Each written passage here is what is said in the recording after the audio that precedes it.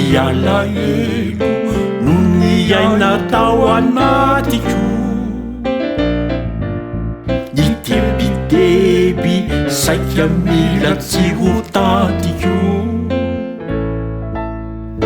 raha mandinika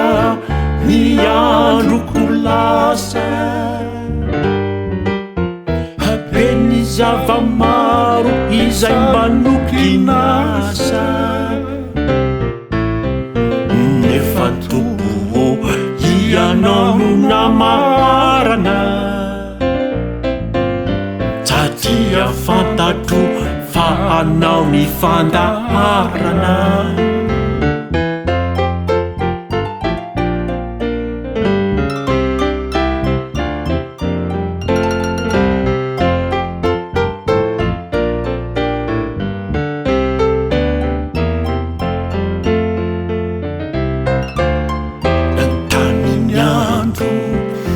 iandro pahoriako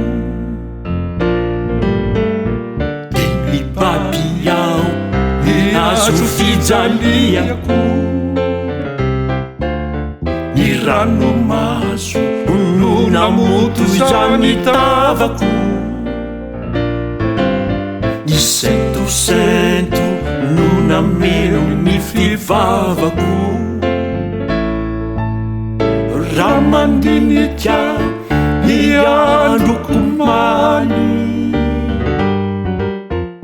saika taotra ao saika hoe mamaly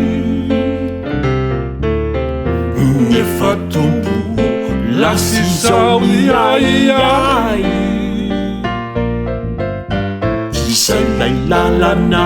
no tinendrinao ahy